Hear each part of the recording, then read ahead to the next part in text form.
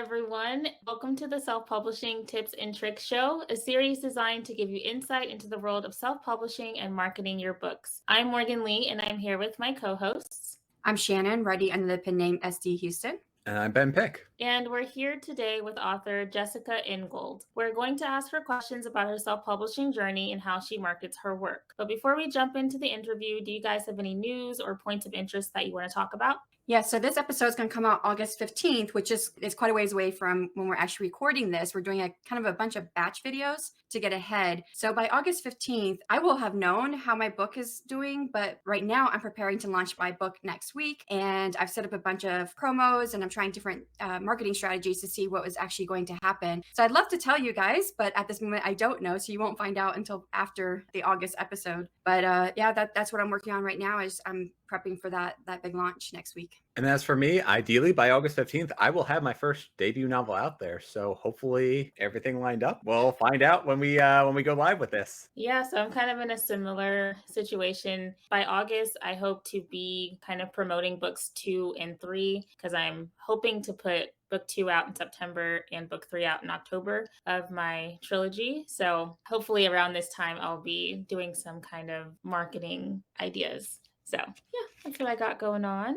All right. Now let's talk about our guest author today. Jessica Ingold was born in Turin, Italy, and raised in Ontario, Canada. At the age of 8, a teacher encouraged her interest in writing by introducing her to Storybook Weaver, thus sowing the seeds of a lifelong passion for words and books. In high school, she served as the senior editor of the school newspaper while working at the school library. After graduation, she attended the University of Guelph Humber, where she earned a degree in media studies and a diploma in journalism. To date, she has self-published 6 works of fiction and 2 poetry collections, with plans to publish several more books in the coming months and years. When she's not writing her next book, Jessica enjoys traveling, hiking, and cooking. She reads and writes in multiple genres and hopes to one day earn a living from her book sales. She currently lives in Peterborough, Ontario. So let's welcome Jessica. Hello. Thanks for having me, everyone.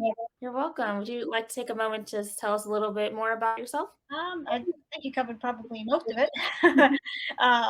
In terms of whether I actually use my degree in a journalism-based career, I don't. I did do an internship for a while at the local newspaper. And then after that, I said, I want to try different things, different writing-related careers. So I spent a little bit of time working for Vanity Press and kind of gaining experience in the small press publishing industry. I've done a lot of work in sales and marketing and stuff like that. So I'm kind of, what do you call a jack of all trades, I guess. I've been trying to aggregate all my experience in different fields. So that's been good. I like it. Awesome. So before we jump into the questions of self-publishing and marketing, could you tell us what made you want to start writing? Well, I think I've always had what they call a vivid imagination. When I was a kid, I was always making up stories and scenarios in my head. And when I was around 8, 9 years old, because I have a hearing impairment, I was paired up with what they call a hearing resource teacher, which is basically like a guidance counselor that specializes in people who are hearing impaired. And so she said, it seems like you really like to make up stories and characters and stuff like that. Why don't you try writing some of your own stories? So I said, okay, sure, why not? I mean, I was 8, I was going to do whatever I was told. But I discovered that I actually really enjoyed doing that. And then when I was at home, I would start writing more and more. I'd write almost like fan fiction with, characters from TV shows that I had watched. And from there, I was like, oh, you know what? I bet I can probably come up with my own characters and my own stories. And, the rest, as they say, is history. So how did you make that journey from writing and making up stories to publishing your first book? Well, I was always that kid who was going into bookstores with my parents. We'd be at the airport or just, the mall or wherever. I'd be like, oh, let's go look at the books. And so I'd always be dragging them in there like, oh, one of these days I'm going to have a book on Chapter's shelf or Cold or Indigo. But I never really considered all the steps that were required to actually be published because at that time I was very young. I just wanted to write and see my book in print. And at one point back in 2010, one of my dad's coworkers had actually self-published a collection of letters between their grandparents when they were separated by the war. And she said, it would probably be best to self-publish a book like this because, going the traditional route would have taken a lot of time. So she said, hey, you've got a couple of manuscripts. Why don't you try self-publishing and see if you like it? Because it was considered to be, something that I could do, but because I didn't have a big online presence, it wouldn't be like a big risky endeavor for me. It would just be something fun to start out with. And that was 12 years ago now. And I just kind of stuck with it. I said, you know what, this is actually something I really enjoy doing. doing. It's something that I want to progressively improve upon. So I just kept writing and publishing, and yeah. To self-publish more so versus traditionally publishing? One thing that sort of threw me off a little bit about publishing traditionally was just all the different steps that went into it. And I felt that when I was a little bit younger and admittedly a little bit more impatient, I just wanted to see my book in print. And at that time, I thought, well, self publishing seemed to be gaining some popularity. Seems like a really good route or path for someone like me who has a lot of different ideas, has a lot of different story ideas that may not be as easy to categorize as some of the stuff that you see on shelf nowadays. So for me, it was that I wanted to experiment a little bit more and kind of see what I could come up with in terms of marketing strategies and my own personal brand. Because I did know enough that if I published traditionally, that was it. That would sort of set the course for my publishing career, and then I couldn't really steer in some other direction if I wanted to. So it was more just about that I wanted to have a little bit more control, and I wanted to have that creative freedom to change course as necessary. Did anyone or anything specific inspire you to self-publish? At the time in 2010, when I had self-published my first book, I knew a couple of other people who had done it. And my thought process was really just, if they can do it, why can't I do it? I mean, I had some very supportive parents and people who knew that I'd been writing for a long time who said, hey, you know what, give it a shot. You have nothing to lose. That was really all it was. But I just kind of thought, hey, that sounds fun. I want to try it too. There wasn't any particular, goal in mind, like, oh, I'm going to be a bestseller. Although I think I said that at one point, so that didn't work out. But a girl can dream. Well, I think that's amazing that your parents supported you, because I hear of so many authors who say, well, my parents, try to push me into something else. And as is true, at least with my situation as well, my parents like, what about journalism? You can make money doing journalism. Yeah. Well, my mom loved writing for pleasure as well, right? And my dad read all my stories. So I think it was, pretty unsurprising that they supported me because they just kind of saw me wandering down that path from a very young age. And like, okay, well, can't change it now. But no, it was great, and I really appreciate that they put up with all of the frustration that went into that, and the fact that they were always kind of trying to encourage me, saying, don't give up. I know it's difficult, but just keep working at it. So it sounds like you kind of knew maybe it might not be easy, but did you have any, or at least one misconception about self-publishing before you self-published your work? I think I had the misconception that not that it was going to be easy, but that it was going to be more straightforward. I think a lot of people who decide to try self-publishing before they really actually get started, they think, oh, it'll be fine. I'll just put my manuscript up on Amazon or wherever, Ingram, Spark, whatever it is, and that'll be that. But you get into it and you realize now you have to worry about copyright, you have to worry about formatting, you have to worry about all kinds of different things. And even then, sometimes, if you think you've covered all your bases, you'll get an email from Amazon like, sorry, we couldn't publish this because of this or that reason. So it's a constant learning experience and going back and forth saying, okay, well, that didn't work, or like sometimes you get the proof and you go, wow, that formatting it looks way different in print than on paper. So I never expected it to be easy, but I really did think that there would be fewer obstacles along the way. So it is what it is. It's a learning experience, but it's a good one. You've been able to get your books into bookstores, into your local bookstores, which is amazing. Can you tell us what went into that process? Yeah, of course. Well, as I said earlier in the interview, I always wanted to see my books on a chapter shelf. And one day I was there at Chapters and I was just browsing, looking for more books to buy. And at one point, I was with my partner and he and I were walking back to the cache. And I happened to look over and I saw the shelf for local authors. And I said, that's funny. I'm a local author. I don't see my book on that shelf. So when we got to the cache, I decided to take a leap of faith and I said, hey, quick question. I'm a local author. How do I get my book on that shelf? And they said, oh, we have someone who handles the acquisition of local titles. Their name is Kay, and here's their information. So I said, okay, great, thank you. And I reached out to Kay directly, and I told them, this is the kind of stuff that I write. There's my website, my social media links, and all that sort of stuff. And they said, okay, well, it seems like you have a lot of publications, so let's try to narrow it down to one or two that you really want to see on the shelf. So what I did was I ordered a copy of both The Absentees and The Spirit Catchers, and I took the books to Chapters and left them with Kay. And then after that, there was a waiting period because all the books need to be read and vetted, of course, right? Because they don't want to put something on the shelf that might, offend someone or something that's very, discriminatory or whatever it is. So after I think about 2 or 3 weeks, Kay got back to me and said, you know what, we're good to go. Sent through the consignment contract, and I read it, filled it out, signed it, and then I just brought over a bunch of books, and they said, okay, we'll let you know when they're on the shelf. So it was a very exciting day for sure because I didn't think I'd get my books on the shelf this way. I thought, of course, I'd be doing a more traditional path. But it really gave me hope, because a lot of people often say if you're self-published, you're not going to get into a traditional brick and mortar bookstore. But I don't think that's true. I'm proof that that's not true. It's all about knowing the right people and taking that chance when you feel it. That's really cool. Yeah, I think it's important that indie authors realize that there's not as many limitations as we think there are. And like we can get into bookstores and we can, be up there with traditional books. So I think that's really cool. And I think the perception and the attitude towards self-publishing has changed so much in the past 10 years. So now it doesn't just seem like, oh, that was the last resort for someone who couldn't get published. It's like it was a choice that someone made. And so many of the independently published books that you see nowadays are so high quality. Like you can see the work is there. So why wouldn't they be given the same chance? Yeah, I agree. All right. So last year, you decided to rebrand your Moving Mountain series by having the covers redesigned. Can you tell us a little bit about how you came to the decision to redesign them? And were the covers the only thing that you changed when you did that? The covers were, at that time, yes, the only thing that I changed. And the reason was, when I originally started writing the series at 15, and at that time I didn't expect them to turn into a series. I just had an idea for one book and then maybe a sequel. But back then I didn't have any sort of brand. I didn't have a marketing strategy. So I thought, oh, I'll market them as separate standalones. So I didn't think that it would be very important to have a consistent cover design. But then last year I was actually talking to another independent author about how important it is to have a professional cover. That old saying, you can't judge a book by its cover. Well, that's actually not true. You can in the publishing industry. And she said, well, I think it's especially important for independent authors to really take the time to create a good cover that is not only professional looking, but also tells readers what the story is about. So I had a look at the covers for the 3 books that I already had in that series, and I said, you know what? I think I can make it better. I think I can make them more consistent and a little bit more eye-catching. So I said, okay, you know what? I'm just going to pull all my books for now, and I'll just come up with a new cover design, something that actually conveys what the story is about in terms of, being kind of a small town, long distance romance, that sort of thing. So I'm glad I did it, because it did result in very positive feedback and a few more Kindle normalized page reads. So I think it was definitely worth the extra trouble. So as someone who makes her own book covers right now, but will one day hire someone to do them for me, what went into your decisions in choosing that new book cover? Like, how did you figure out what designer you want to go with, or did you have someone else that you personally knew that did them, or what went into that decision?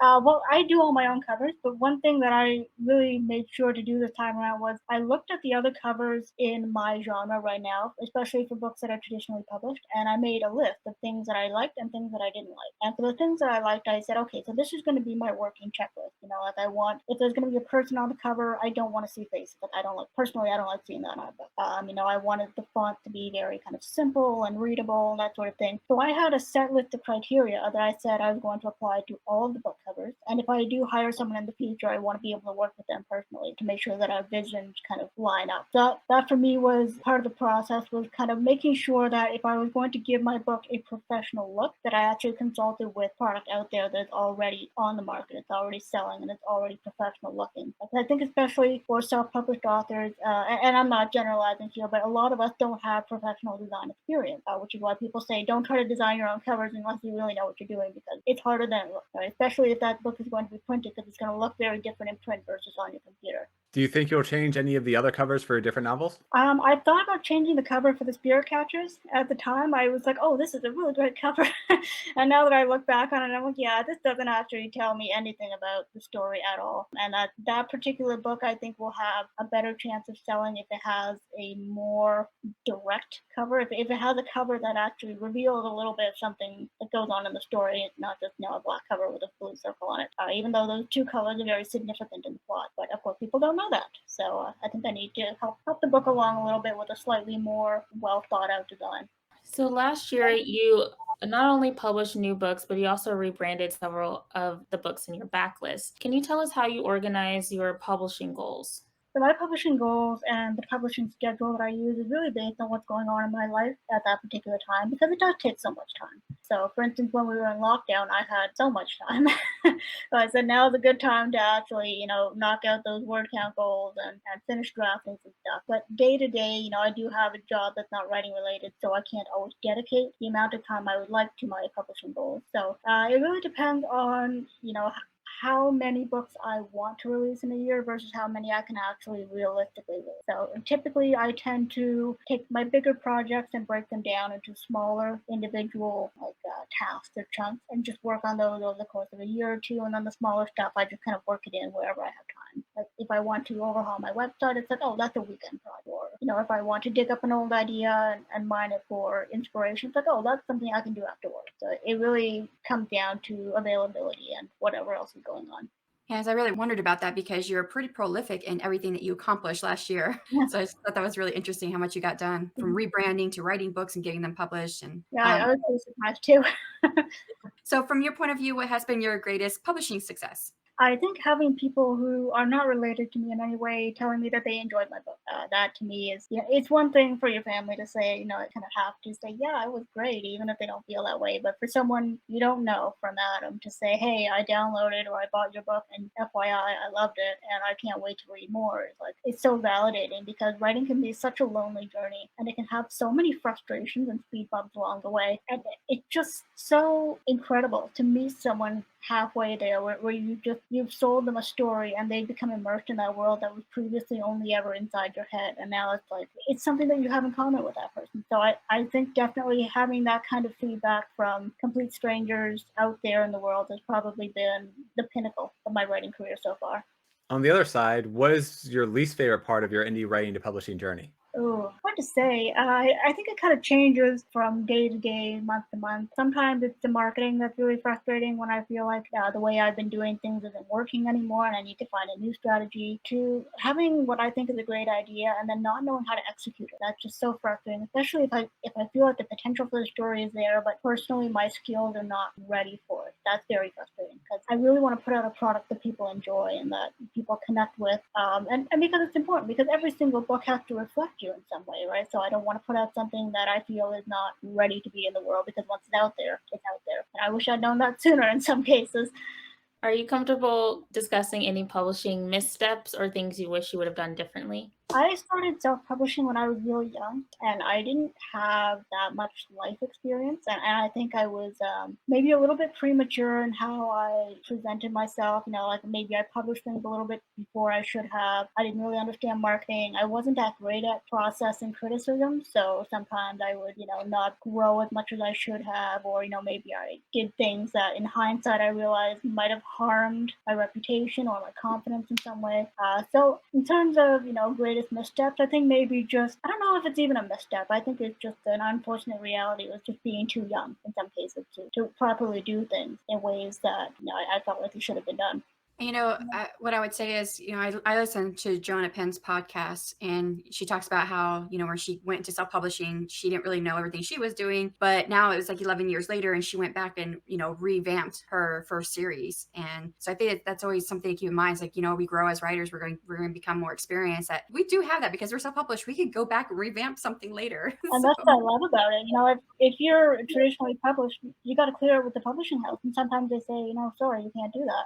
Yeah. Or, if you try to be like a hybrid author, maybe you have one book out on sub traditionally, and sometimes they won't even let you market your self-published book because they think you're, in competition with them. So I think, for all the challenges that come along with self-publishing, I think the freedom outweighs all of that stress. And just being able to say, I love the story. I think I can make it better. It's been 10 years. I've grown as a person, as an author.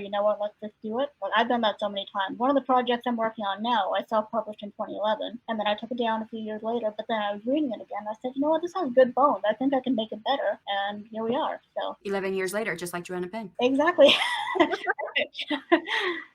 So, well, with that said, would you ever consider traditionally publishing? Why or why not? I did at one point want to traditionally publish The Absentees. I'm not sure why. And I even had a friend who is a writer as well. And he said, why this particular book? And I said, oh, it sounds funny. He's like, but why this particular book? It is so different from your other book. And I realized at that time I couldn't answer that question. And that's when I realized that maybe I shouldn't be traditionally publishing since I don't have a very firm goal in mind of why I'm doing it. But at that time I thought, this is kind of cool. I fast drafted that book. It was just so much fun to write, and it was so different from anything I'd read before. So I thought, oh, I bet, this will have a really good shot at being picked up by a traditional publisher because I have an elevator pitch and I have, a really solid synopsis and stuff like that. But then I discovered after about a year querying that there wasn't really a huge market for that. And I did have a couple of agents say to me, oh, this is a really original story idea. I just don't know how we're going to categorize it. Because it was one of those books that just kind of spilled over into all different genres. And at that time I said, you know what, I think I'm just going to have to do what I've always done and self-publish it. And later on, if it turns out that, I come up with something better, then I'll try again with traditional publishing. But for now, I just had so many projects I wanted to work on, and I knew that if I published traditionally, it would kind of slow down all of those other projects. So I said, okay, well, let's just get this one out the door, and then in the future, we can come back and reconsider the possibility of traditional publishing. Oh, that's fantastic. What advice do you have for self-published authors from the moment they push the publish button? Ooh, let's see. I think you should probably just be open to criticism. It's out there now. It's not something that is safe on your computer. No one else is going to see. Like, you've published a book and you've invited other people into that world. And that was one thing I was not prepared for when I was younger. So definitely be open to criticism. And if multiple people are saying the same thing, like, this doesn't make sense or it's hard to read, listen, get to know your readers, show them that you're open to learning from your mistakes if you are making mistakes. Be willing to go back and do the work if it's required. Because now it's not just a passion project. Now it's a product and you're a business. And that's how I try to think of my writing as this is a business that I am running. And, I'm the CEO of this little tiny business, so I need to be professional no matter what I'm doing. If you could only pass on one thing to aspiring self-published writers, what's your best publishing tip or trick? Never stop learning. You're going to learn so much. And it's going to seem overwhelming at first because it is, and there's a lot to know and there's a lot to learn and there are a lot of mistakes to make. But as long as you're willing to learn from those mistakes and improve your craft and improve your marketing and improve your personal image as an author, you should be okay. That's a great tip to pass on because I'm all about learning. I'm always trying to learn new things all the time. And especially I think in the self-publishing world, things are constantly changing. Even the publishing platforms are changing all the time and marketing changes. And so with that idea, we're going to transition now from your publishing life to your marketing. What marketing do you do for your books? I try to be active on social media, or as active as I can be, given that I don't have all the time in the world to focus on social media and marketing. I also have a website, and I use the website as a way to sort of consolidate all of my various publications and author information spread across the internet. Because, as I said, and I'm going to keep saying it inevitably, when I was younger, I didn't really know which direction to go in, so I just sort of shotgunned and sent the information everywhere. So a few years ago, I said, okay, I need to revamp my website and make it easy for people to find what they need when they come here. I also find word of mouth has been surprisingly successful. Granted, I have a pretty excellent street team of people who are always championing my book, saying, hey, you should read Jess's book. So that's still one of my most successful marketing strategies, is just simply talking about it with people. Because people are not necessarily always on Twitter or Instagram or Facebook. So if you're relying exclusively on social media, sometimes you might miss someone who could potentially buy your book because they're just simply not there. Not meeting them at the right time and place. What was the best money you ever spent marketing your books? I think probably when I upgraded to Premium Canva or Canva Premium, just because I do so much of my own marketing material, and by upgrading to the Premium account, I had access to all their high quality images and fonts and everything like that. And it wasn't a huge investment; it was only $16.99 a month. But because it's becoming so mainstream and so many professional designers are using it, I thought, well, I might as well use the best that I can find as well. So it's not a huge cost that I need to recuperate each month. It's just a little investment that gives me access to more images, more audio files, that kind of thing, so I can come as close to that vision as possible in my mind instead of just settling for, I'll just make a cover on Word, which never works. Don't do that. So yeah, definitely upgrading and paying a fee for the higher quality, higher resolution files if possible. Just little things along the way. Is there any marketing that you've tried that you would never want to do again? I'm not sure if there's any one particular thing that I'd say I'd never do again. If there are things that I've tried in the past that haven't really worked, I might try them again in a different way. But right now, I'm kind of keeping my mind open to every possibility. Like right now, I'm hearing that TikTok is really great, and I haven't tried it yet, but we'll see. At this point, I think I'm going to end up being forced to set one up just for marketing purposes. But I can't say that there's one thing in particular that I absolutely would not do again. I haven't had bad enough experience with any one thing yet. Okay. Yeah. They say TikTok's a place to be for authors right now. And that's all across the board.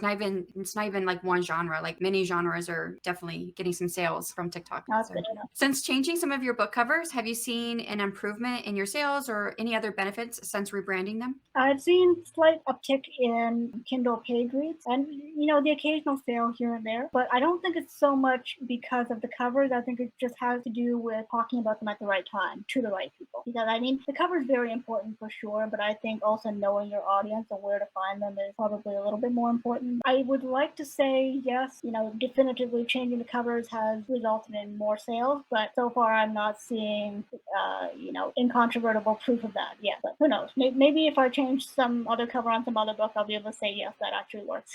You recently moved to a new website. What went into that decision, and what do you hope to gain in terms of your author platform? I really believe in constantly evolving and always being willing to rebrand yourself online. So originally I had a WordPress blog, I think it was, or a live journal, something like that, way back when. And I felt that it didn't really give me the freedom and the flexibility and the functionality that I needed to actually sell myself a certain way. So when I moved over to my new website, I said, okay, this is great. It's very straightforward. I've seen about 1 million ads on TV, so it can't be that bad. And so I tried it out. And I tried a few different templates to try to get a feeling for what sort of image I wanted to convey. Do I want to be, an author who's always kind of putting all the information out there? Do I want to be, a more minimalist, streamlined author, that kind of thing? So it's just really been an ongoing experiment in terms of, what the best brand for my particular genre and my particular stories. Do you think that social media is valuable for an author? Why or why not? I think it depends how you use it. For a lot of people, I know they're disappointed in certain social media platforms like Twitter and Instagram because they say that it doesn't correlate to more sales. And I think it's not really about selling books out there. I think you're kind of preaching to the choir if it's a bunch of authors selling to each other.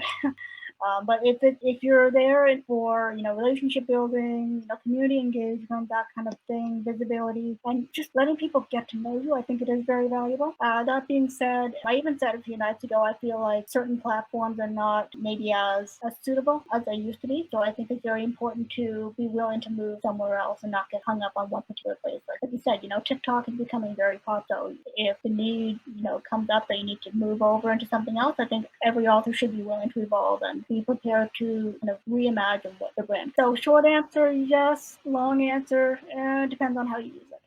I love that. I love how you have that's kind of like your motto is to, be ever changing, ever evolving with the business. So right now, then what social media works best for you and why do you think it does? I'm actually finding Instagram is really, really good just because it's so visually rich compared to Twitter. Twitter is more of a conversation, but a constant text message, like group chat. Those things are so chaotic, right? But I just find that Instagram is really good, especially if you have a new cover or, if you have a new office layout or something like that. I feel like it really gives you that ability to invite people into the more visual aspect of writing. Writing is it's so word-based, I think sometimes it can be hard to market ourselves because how do you take something that's just a pile of letters really and turn it into something that people can see so easily. So in terms of community engagement and traffic flow and stuff like that, I find Instagram right now is probably the best way to go.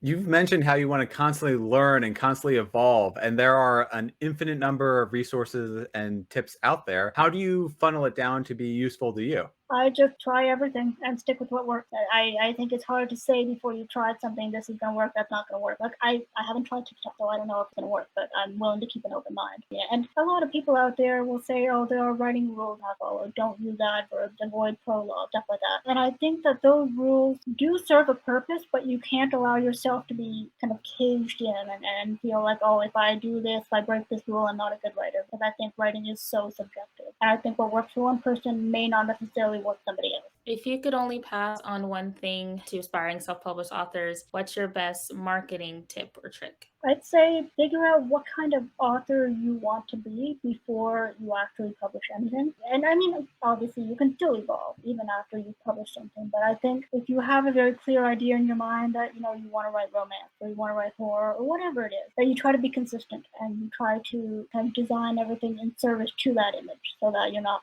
like me and you're bouncing all over the place trying to figure out how to market several different genres in one. So, and if you are a multi-genre author, try to find some common thread that runs through all your stories. Like, for me, I write about small towns a lot. So small town, supernatural.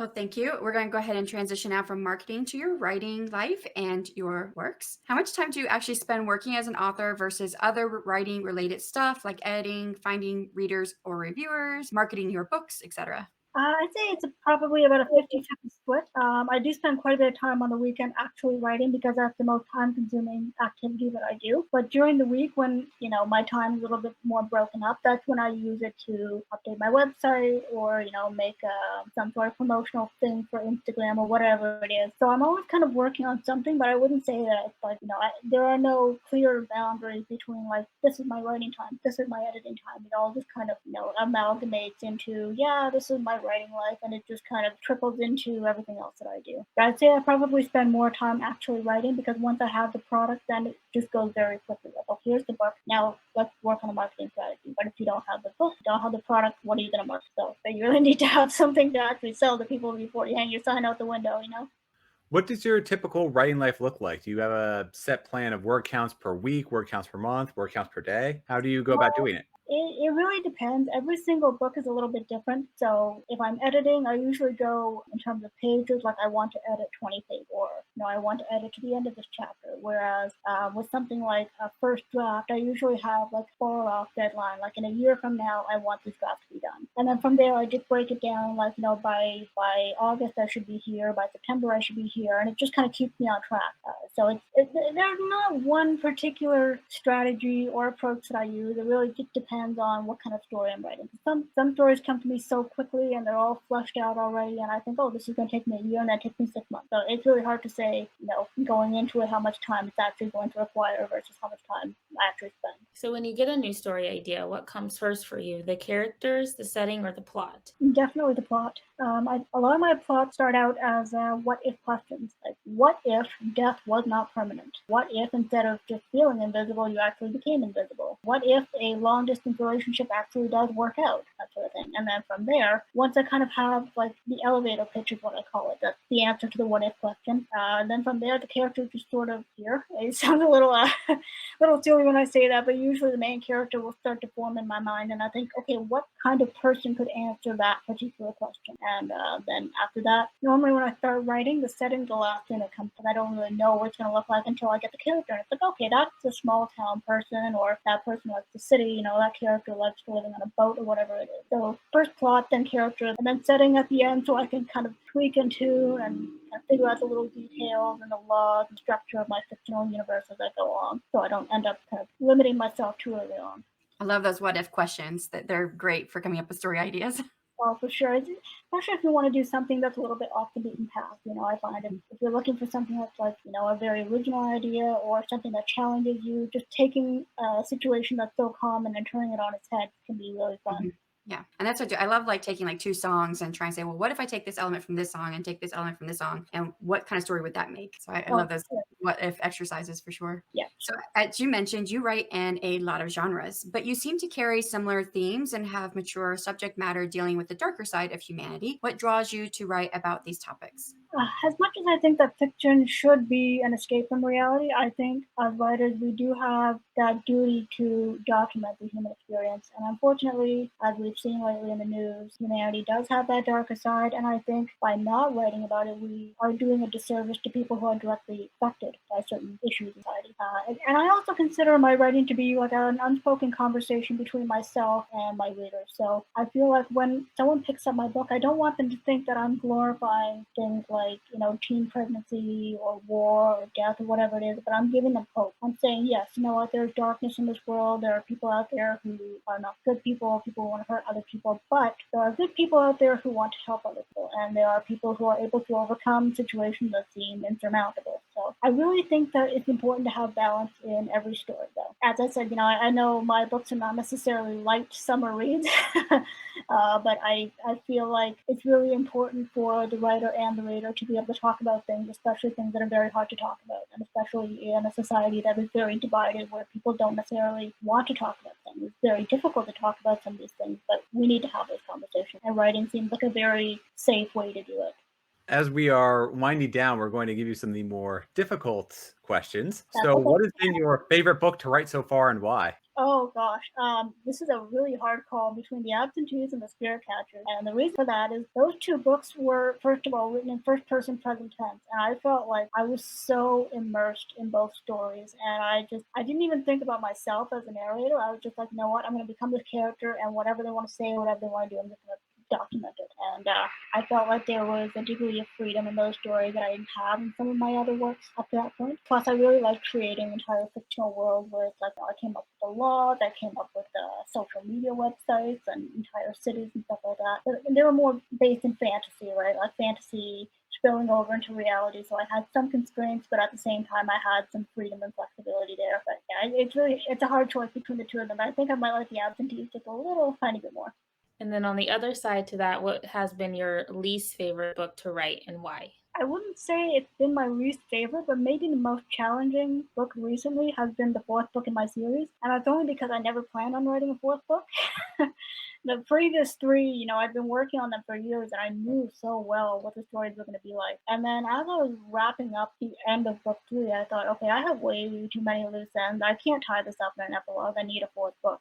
And that gave me only a few months to really think about what was going to happen. So, like I said, it's definitely not my least favorite book because I really enjoy it and I'm having fun with it. But it's been a challenge because I wasn't expecting to write this book at all. So now, like, everything is a big surprise to me. Like, oh, that could be an okay idea. And then I actually try to put it into motion. It's like, yeah, that's not going to work. So it's been a little bit difficult too because it technically falls under the umbrella of adult fiction, whereas the previous three were young adult fiction. So now I have no idea marketing-wise how I'm going to transition into the fourth book. But not my least favorite, but definitely my most challenging right now. I would say one thing to look at is the Harry Potter series because it started out middle grade and transitioned into young adult. So I would just look at what they did for marketing and see if you can replicate some of that in some way, even though it's a slightly different genre market. But I can understand that. I think writing the third book in my trilogy, so it ended at 3 books, I think writing that was hard. So I think writing a series by itself gets harder as you go along because you make up rules for your world and it kind of boxes you in and what you can do with your plot and what your characters can carry out, especially if you're writing fantasy or any made up world. So is that fourth book? Is that what you're working on next? Is that what you plan to publish next? The next thing I plan to publish is a revamped teen romance in 2011. Which, it's just been a little bit easier to work with because I've always written story. I just need to kind of update it so it sounds like how I write right now. And admittedly, when I published the book, I was only 20, and I felt like an adult at the time. And then 10 years passed, and I realized I was very young. I didn't have a lot of experience in writing or self-publishing or just living in general. So it's been really interesting to see that story evolve so much and yet somehow stay the same at the same time. So it's almost like the book had a life of its own that I couldn't quite corrupt or spoil. It was its own living thing. But the fourth book in my series, I'm hoping to be done the first draft in December on New Year's Eve. I always typically do December 31st, so I give myself the whole year to work on it. And I'd like to publish sometime next year, but that will really depend on a lot of things, like whether I can revise it in time, just other stuff like that. If I come up with something else that I want to work on, that will also set that timeline back a little bit. But yeah, those two are right now my main focuses. So that first one, the revamping of your first book, is that you're going to try to get that out this year? I would like to get it out for the summer, even though it's not, like a light summer read. I always feel a little bit weird releasing a book in the summertime when it takes place in the winter, but, it is what it is. Again, it does deal with the dark side of humanity in terms of, two people being in a relationship when one of them has a disability, like epilepsy, and how disabilities or any sort of personal challenges tend to weigh on a relationship, especially a young relationship where neither one of them has much experience on how to help the other kid. Sometime this summer, I haven't picked a date yet because I don't want to pick a date and then have to bump it back because it's not ready. Well, all right. Well, thank you so much. You have answered all of our questions. So before we wrap up, can you please tell our listeners where they can find you online and where they can purchase your books? So they can find me on Twitter at Jessica Ingold. And I also use a very similar hashtag on Facebook, I believe, even though I'm not really active on Facebook, so don't look for me there. I'm on Instagram at author_Jessica_Ingold. And I also have a website where you can just click on all the little icons for the social media and I don't have to remember what my handle is. So I will leave the link with these lovely hosts here and that'll hopefully make it easier for anyone looking for my books. All right. Yes. Thank you so much again for giving us all of your insight and experience. This was a great interview. So thank you so much. Well, thank you for having me. It's been a pleasure. All right. So, and a big thank you to our listeners and viewers. August 15th, we will have JD Estrada, a Puerto Rican indie author of over a dozen books in several genres, including urban fantasy, middle grade fantasy, poetry, nonfiction, and even a bilingual collection. So, we will see you next time. Bye. Bye.